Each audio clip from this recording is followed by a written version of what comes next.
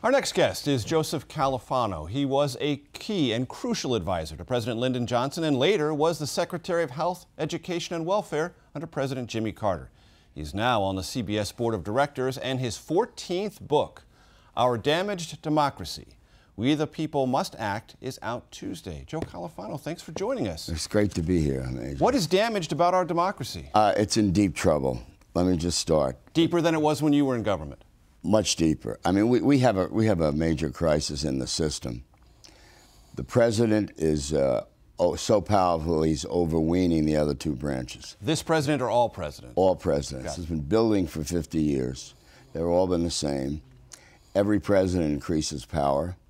We have they do more legislation than the Congress does. Through regulations? Through regulations. They put out about 20 regulations for any law Congress passes. That's number one.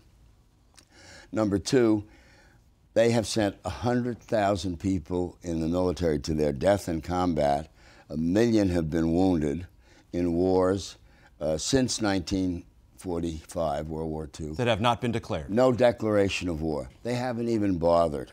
And indeed, with respect to Obama, for example, when he was in Libya, he went to Eric Holder as Attorney General, and he said, are these hostilities that I have to report to the Congress or get out? Holder said yes. Then he went to his own in-house counsel, who said, no, you don't have to do it, and he didn't do it. So they've got their own. The White House staff has exploded. And Congress is to blame for letting the president gather that much power? Congress is crippled and cowardly. Look at the Iran resolution. Congress pretzeled itself so it didn't have to in any way, shape, or form vote on Iran deal. The nuclear deal, right. The nuclear deal. Didn't have to vote on it because of for the Democrats, the problems of the Jewish vote and the Jewish money. They didn't want it. They didn't want to be on record. They weren't on record. They had to enact a really, Cirque du Soleil way of getting around it. Mm-hmm. Number one. Number two, they don't use their appropriations power. You talked about this a little earlier, but I mean, they've been passing continuing resolutions for most of the last 20 years. Right. And the president has the power to supersede state law under the Constitution. It used to be the Congress that did that because federal law is the law. If there's a conflict, now the president does it by regulation. I want to ask you one thing, because I think nostalgia can sometimes be dangerous. Is it your belief that things were all so much better in the 60s when government was essentially populated by white men around a table? Wouldn't you say now, whatever our problems are, there are far more voices, far more people with access to power that they didn't have back then? There are. Thank God there are. But that's even very one-sided. The Democratic Party, the last time the Democratic Party got a majority of the white votes was when Lyndon Johnson ran in 1964. They built up their proportion of the black vote. It's been over 90%, except for Hillary Clinton, who only got 88%. On the Republican side, they now have a majority of the white vote. In the 60s, they have about 20 to 30% max of the black, down to 8% of the black vote. So we have this terrific split in the parties that fractures them.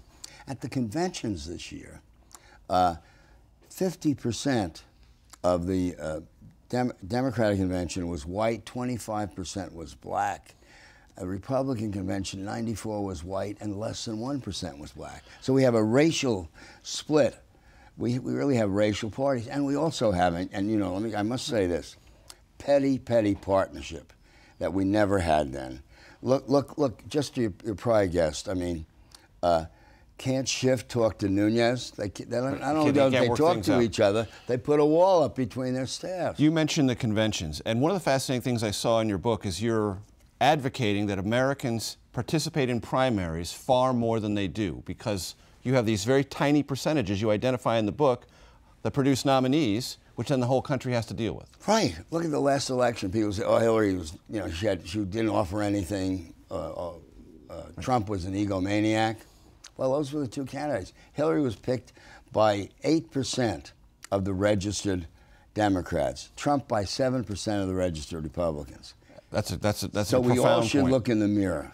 And before we let you go, the opioid crisis in this country is real, and it's an emergency. You have an idea about that? Well, the opioid crisis is real and it's an emergency. And this lack of trust is killing the ability of the government to deal with it.